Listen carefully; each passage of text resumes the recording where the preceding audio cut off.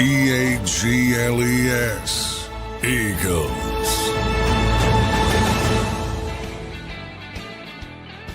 Good Sunday to everybody in JAKIB Nation. Welcome into a special football 24/7 here across the JAKIB Sports Network. I'm joined now by John McMullen, my co-host on Birds 365, and the #1 Eagles insider here to react to the trade. Johnny Mac, how you doing on a Sunday morning, brother? We don't often talk. I guess we do during the season. We talk on Sundays. How you doing today, my friend? Doing well. No Eagles football, but football coming up, and obviously Howie Roseman. Come on, Howie. Saturday, rare Saturday trade. Boy, I got a lot of you know what on this one. I'm like, this to me seems like a dart throw to improve a situation which hasn't been great early in the season, but it's complicated by the big name of the player who once was one of the best cover corners in the NFL. But I mean, 2022, it's like dog years in the NFL. Yep. Hasn't been great with Jaire Alexander and Baltimore, which has not been a great defense, to say the least. This strikes me as a big name trap when it comes to the fan base because everybody seems really excited by it. I think it's more of a depth piece, and really what you should be crossing the fingers on is that wasn't a mirage against the New York Giants, and Keely Ringo is starting to figure it out. Yeah, well, John, what do you make of the player? I mean, obviously, you talked about the pedigree of the player and the big name trap. I mean, do you think he's coming in here to start? I mean, John, I'm kind of with you. It's in the camp again of the Temu trades, but I tried to view it as, do you think he has more upside as a player or more potential for this defense than Ringo, Jackson, or Bennett? I mean, I think that's what it comes down to. The compensation is so small. It feels like he has a chance to be better than those guys, but I don't know. What do you make of it? Well, look, I mean, it's the one thing that's abundantly clear is that the Eagles have no confidence in any of those players. Bringing in, and you can add Mac McWilliams to the list and anybody who you want to add to the list. They don't have confidence in anybody to supplement Quinyon Mitchell and Cooper DeJean right now. But yeah, to presume he'd come in as a starter, I think he's played 61 snaps all season. Yep. He's played 16 of his last potential 42 regular season games, be it injury or ineffectiveness. Again, he doesn't have an off season with the Eagles, learning what's a pretty complicated scheme compared to most Vic Fangio's scheme. He doesn't have a spring. He doesn't have a summer. And to assume he's going to step in and play at a high level, I think that's pie in the sky. Now, the other guys have been poor, so to say.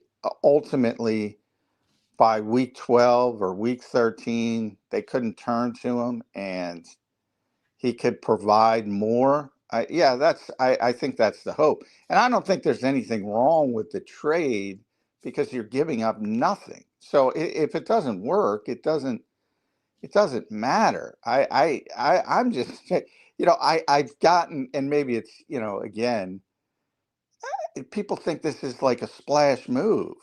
I mean, this is not a splash move at all. But the name is splashy. I know. Two-time All-Pro. But again, all you have to look at is what they got, what they gave up to get him. It's not a splash move. Now, keep your eye on Miami. You might be getting the splash move before Tuesday, and that's on the edge. You think that'd be Jalen Phillips or Bradley? Well, they want Phillips. They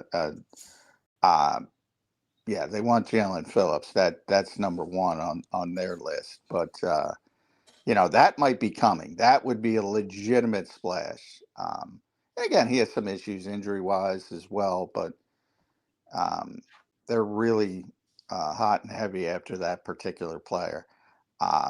This is more of, all right, let's take a shot. Another dart throw. Yeah. Now the problem becomes, again, depth, and you at some point, I think there's going to be players, and you already saw it with Marcus Epps going to injured reserve. Aziz Ojulari, for people that missed that, are now on injured reserve because they have to create roster spots for guys coming back. To me, you don't need Ringo, you don't need Jackson, and you don't need Bennett. So to me, there's a very good chance Bennett turns into the next John Mechie, and he's out of here by Tuesday if they can get something back for him. Now, what complicates that is he's not even back from the pec injury. A lot of things. Maybe it's Adoree Jackson. The one guy they won't trade is Ringo because he has such special teams value that they're not going to move on from him. Right, that makes sense. But it's not a splash. John, it's who a do you think the start best there. option is at outside corner or at cornerback 2 right now? Well, I think Ringo earned another start by his performance against the Giants, and I think that'll certainly he'll be the starter in Green Bay. I'd be shocked if not. And if he falls flat, that's a difficult test. I think one of the things that I said and what confounded me about the Giants is they didn't attack Keely Ringo, and he played very well. He was graded, I think, as the best Eagles defender by PFF in that game. He didn't allow a reception, but he was only targeted 3 times. So it was arguably his best game as a pro. I don't know if it's a mirage. You can't just scout on one game and say, oh, he's figured it out, because I don't Right. think that's the case.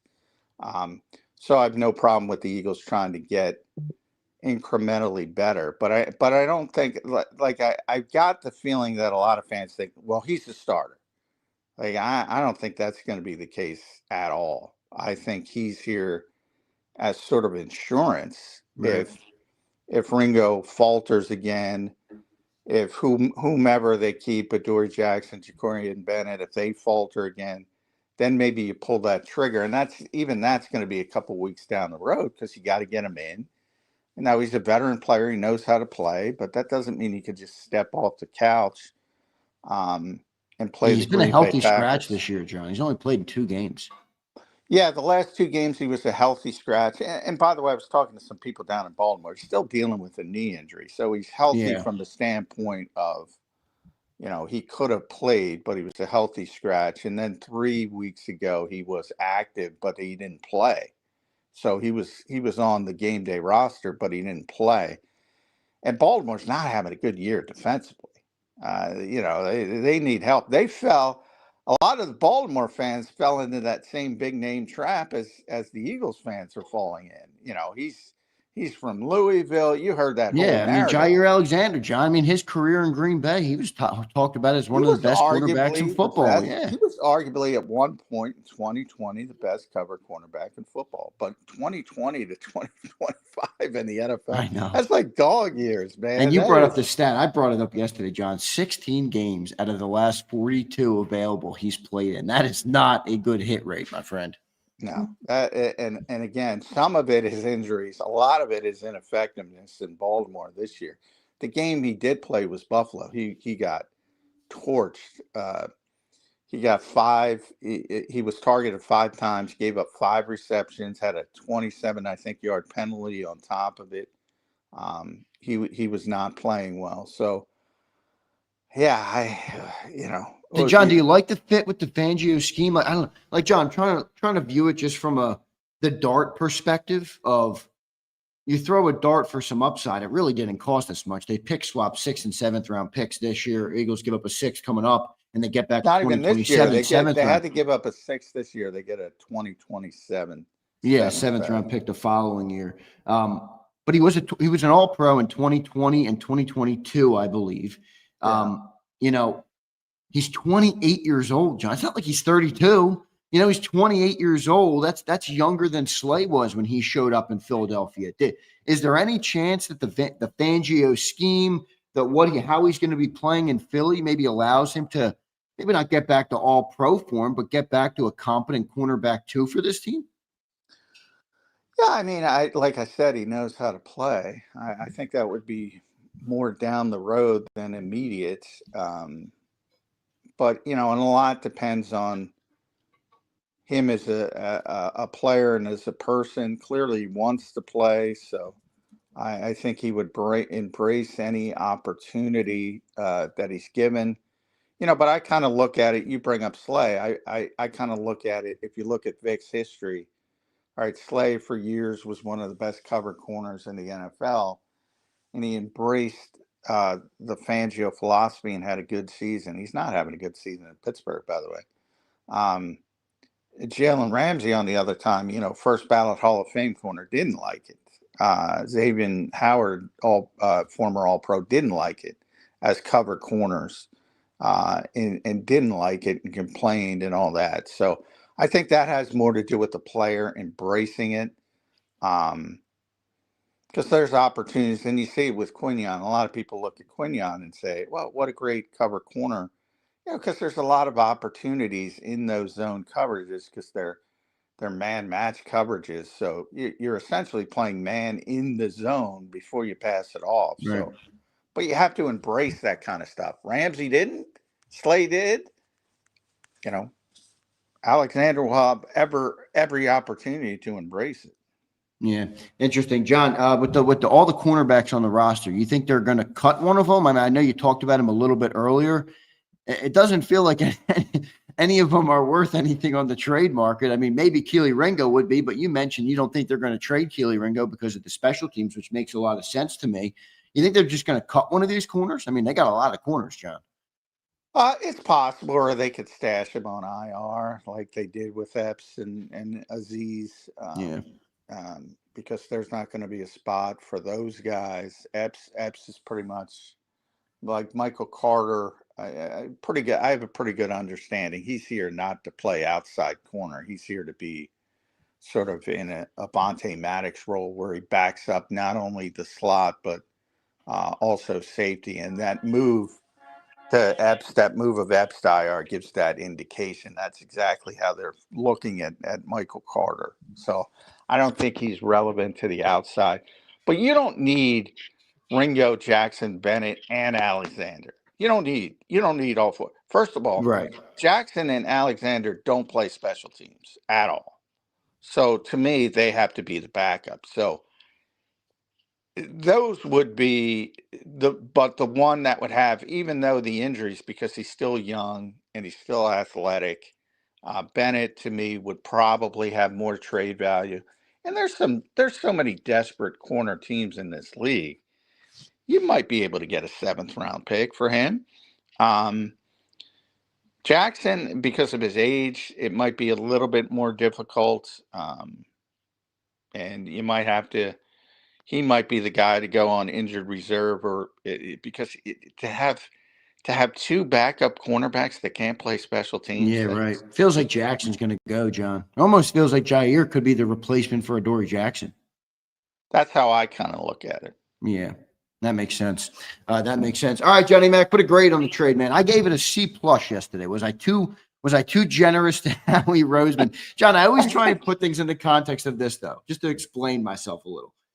I think everybody, fans, they fall into like every move is going to be this big move. And based on all the conversation I have with you, I got. Though you've always told me, like, don't fall into, there is some back end roster management. There are some smaller moves that have to be made. Building a 53 is not just as simple as get the best players all the time that are available. I tried to view it from the gauge of, all right, do you get better in the 53-man roster because you gave up so little and because you brought in a player with some pedigree? I felt like, all right, I can go C+. I got off the air. My dad, who I was with, I was at the family house doing the show. He goes, C+, that's an F move. So I don't know. I'm like, was I too generous? What say you, Johnny Mac? No, I think that's, I don't think it's an F move because they didn't do it. They didn't give anything. Right. They didn't give enough. That was my take. Exactly. It's, so to me, you get another dart to throw at the board, and maybe it works, maybe it doesn't. So yeah, I mean, I hate the nature of grading trades because you have to see how it unfolds. But I mean, my first thought was, this was an trade, so I would give it a C. I mean, it's not going to hurt them. It's probably not going to help them. It's just going to be something that falls into the ether of it happened at some points, and it's. But I do think it's worth. It's a worthy at this stage. It's a worthy dart throw. I mean, because he does have the pedigree. He does have the history. If everything clicks and he stays healthy and the knee's good, and maybe he regains his confidence, maybe you have something. So I think it's worth a shot for nothing, essentially. Yeah. Bring him in, see how it works. If it doesn't work, go back to Ringo and Jackson or Ringo and Bennett, whichever Yeah. you Right. keep, and try to persevere that way. Johnny Mac, real quick, final question for you. Well done on the Jaire Alexander talk. Do you have a gut feeling on where the Eagles will go through? The trade deadline is Tuesday, John. You put the over under at 1.5 trades, I believe. So we are over. You hit the over. You said over 1.5. We got 2. Will we see another? And do you have a gut feeling on what way the Eagles might go if they trade for an edge rusher? Yeah, I think the move in Miami away from Chris Greer, who's been a long time employee down there, not only as a general manager, he's been with the organization forever. I think that was a clear indication that Stephen Ross is saying, "Hey, we gotta rebuild this thing." And even though he's talking like Mike McDaniel will be around or could be around if they keep playing the rest of the season, I don't believe that for a second. They're going to rebuild that whole thing, and you might as well become sellers. They're baseball sellers now. They're open for business by all indications from everybody around the league. And I think the Eagles are going to get Jalen Phillips. I think that's your splash move, and that's meaningful. That one, when we do this show, that's meaningful. If they can get that player at this particular time for this team. Now, I think everybody in the league knows it. So you have a bunch of other pass rushing teams, and a lot of teams obviously are jealous of the Super Bowl champions. They don't want them to get better and better and better and better. So you may have somebody trying to overpay to flummox it. How long-term of a move would that be, Jalen Phillips? I don't know his contract situation. Would he be Well, here for the long? Would they give he's him on. a new deal? I believe he's on his 5th-year option, so it's a first-round pick. So, it's not necessarily. It would be viewed as a rental early, but I mean, if he plays well down the stretch and they win the Super Bowl and he's got a bunch of sacks, that's a player you want to stay in business with. But a lot of just in the immediate nature, he just makes you better. And as I said, everything would fall into place when Nolan Smith is back. He's the number 2, and Jalen Hunt is the number 3, and then you have Brandon Graham and Josh Uche, and all of a sudden you're deep at the edge. That's how one move, if you can get, and I'm not putting them in the same category as Myles, and they're not getting Myles Garrett. I'm not putting him in the same category as Myles Garrett or Micah or even Trey Hendrickson.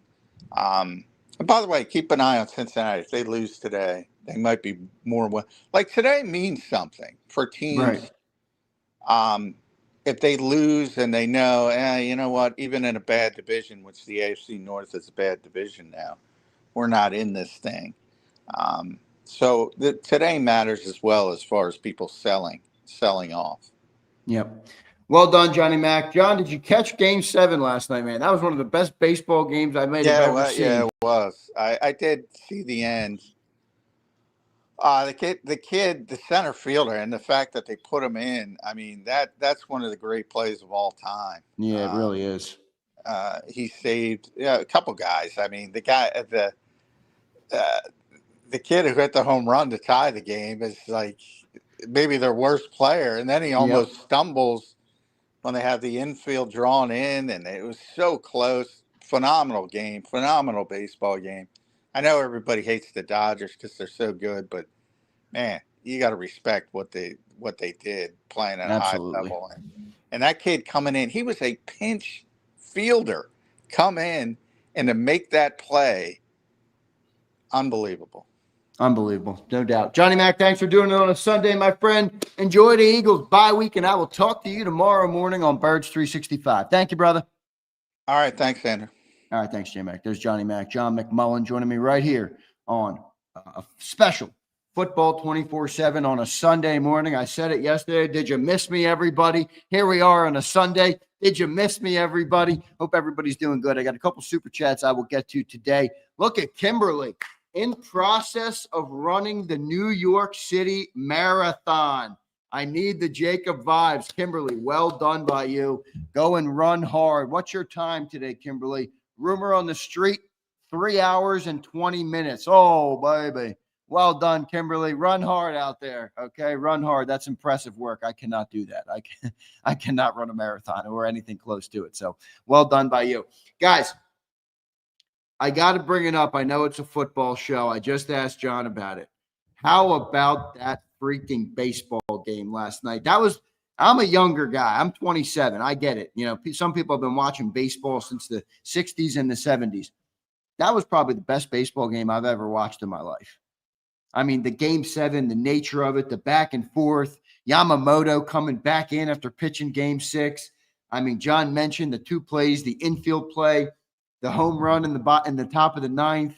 I mean, that was just an unbelievable baseball game. Yamamoto is an understatement. That dude is more than him.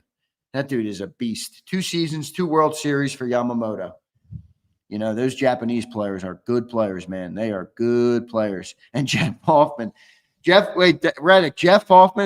it's funny, Reddick, I almost thought in the 10th inning, Sir Anthony Dominguez was going to give up another run, but they ended up getting out of that jam.